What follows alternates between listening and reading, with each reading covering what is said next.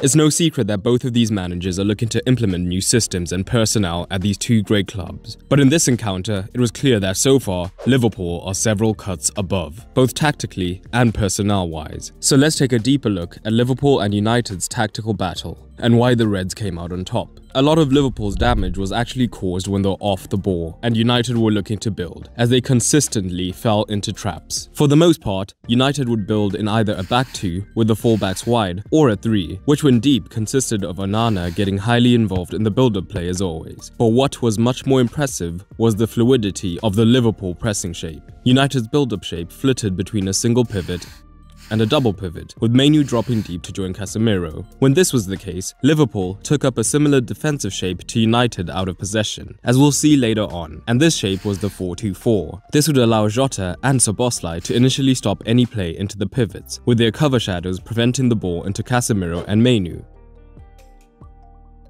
But the most important thing is that Liverpool wanted to be aggressive in this shape, a big difference to what United did when they were in their 4-2-4. This would initially be through Salah being highly aggressive, with the out-to-in press onto Martinez, and here is where Liverpool began setting up traps.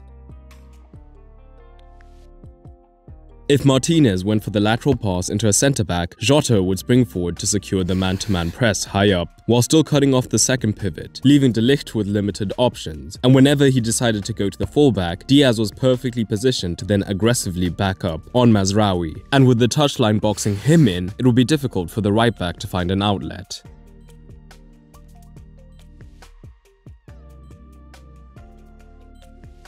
But similarly, from this aggressive 4-2-4, when United were forced to play backwards, Szoboszlai was quick to join onto Onana, again always keeping the outlet option in his cover shadow to force the United backline to be playing under immense pressure leading to errors. The effectiveness of this press was facilitated by Slot making the most of his player's ability, particularly Szoboszlai's massive engine. In this case, as he was the only one with an engine big enough to support Jota and Salah in the press, while still being able to get back into the midfield. This was also backed up by the structure of the team, as Gravenberch took up this position, ready to cover Salah if the chip ball did come over the top. And United primarily operated with a staggered midfield, and Casemiro would often be deeper than Mainoo, meaning Liverpool could instantly change to more of a lopsided 4-2-3-1 pressing shape, with Salah and Jota readily looking to press the centre-backs.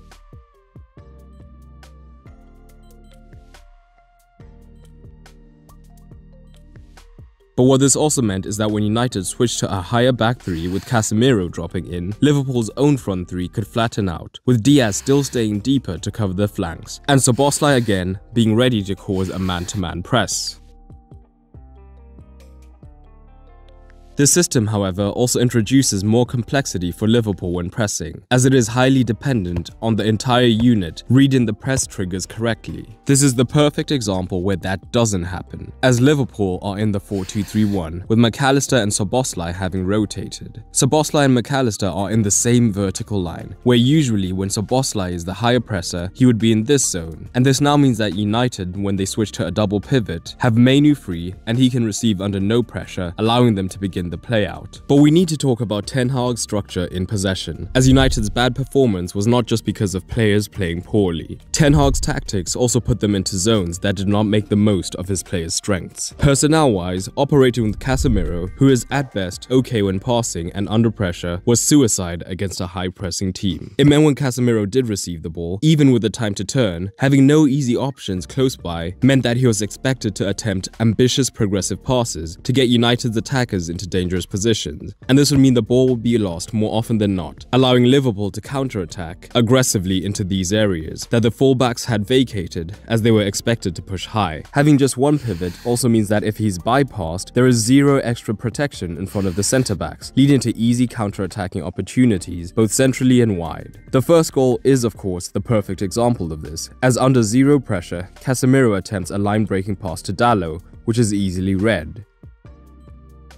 Both fullbacks had pushed high, thinking possession was secured, and due to Ten Hag pushing them on today, it meant that there was space on either flank. That is used by Salah on one side to float in the cross and Diaz on the other to arrive unchallenged. But beyond the poor passing, Casemiro as a single pivot was a clear press target. So whenever he received with his back to goal, the Liverpool midfield knew that they could descend on him, knowing he's not press resistant enough to go past them. So the Reds had a great chance of always winning the ball back. And the second goal, so expecting Casemiro to play this role was an example of a player not being played to their strengths, which is in contrast to how we saw Madrid use Casemiro back in the day, protecting him in the build-up by moving Kroos and Modric behind him, as they are much better progression midfielders, so they would be much more comfortable in these positions. But it's easy to just point at Casemiro, but we mustn't forget about the structural issues, as after Casemiro was withdrawn due to his poor performance, Mainoo, who is great on the ball, became the chief progressor. But he found the same problem of being isolated, meaning that while he did have a better chance of getting past the Liverpool press, he was still not immune. And of course, Liverpool's third goal is the best example of this, as Mainoo is isolated and has nothing but backwards options near him. So he hesitates, and that's all McAllister needs, line, leading to the goal. So what we often saw from United as a shape higher up was a back three, a diamond in the midfield at times, with Dalot and Garnacho providing the width. Presumably the reason for this shape was Ten Hag's desire to overload the opposition's deepest midfield line, as if United were able to work the ball into this region, having a 3 versus 2 in zone 14 would mean they were one well-executed combination away from getting into a goal-scoring zone. Additionally, being aggressive with Dalot in the wider zones would allow Rashford to move into these inside positions, closer to his preferred inside forward position, while still being able to drift wide, as with Salah higher up, a potential isolation against Trent was a major threat, which we did see hints of at times. But even when Trent was touch tight on Rashford, preventing any danger occurring, Xerxes would be quick to look to provide a passing option and move deeper, drawing a centre-back high and creating a channel for the third man runner to move into unchallenged.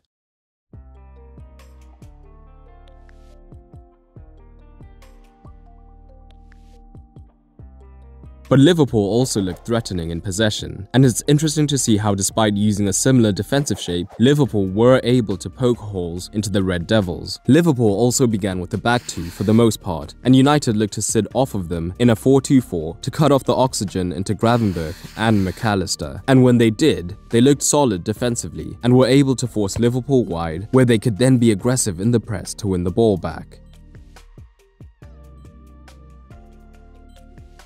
Slot was looking for solutions, and his use of Trent was a key factor. Initially, he would stay deep, looking to draw Rashford.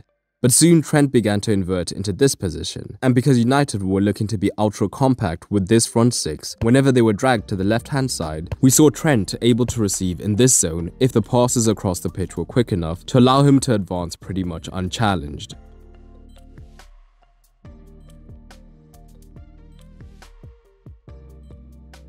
And this is a ploy we began to see teams use more and more against this increasingly prevalent 4-2-4, as the shape means that the defensive team is often 3 versus 2 down in the midfield, banking on cutting off any potential midfield overloads by preventing the ball getting into the midfield in the first place. So when a side is able to begin play on one side and drag that double pivot across, the third midfielder or inverted fullback is then often well positioned to take advantage of this. But Liverpool were even more dangerous when they lured United into presses. This could be when they began with 2 centre-backs, as at times, Fernandes and Xerxes would identify this as the perfect opportunity to apply pressure man-to-man. The knock-on effect would be now the midfielders, who before were protecting zone 14, were now lured into the double pivot. And while it was man-to-man here, they could still be effective. But with Szoboszlai as the extra man, there would be potential for a quick pass finding him unchallenged in zone 14. In addition to Salah, who recognized United pressing as the perfect chance to move into the space created, to increase the numbers between the lines. Or alternatively, if they were able to get past the 1v1 pressure, they would be moving into a dangerous zone. And this is the perfect example, as the front two are drawn onto the centre-backs, and Mainoo and Casemiro look to back this up. But Gravenberch turns Mainoo, as he was slow to recognize the press, and now Liverpool have acres of space, eventually leading to the disallowed goal. And as mentioned, Liverpool could also switch to a 3, with Robertson as the left centre-back. If Garnacho was baited into the press, this would then cause problems, again because of the 3 versus 2, meaning Szoboszlai could shift out wide. This would cause massive problems if the pivots came across, because as discussed, the far side midfielder would then have room.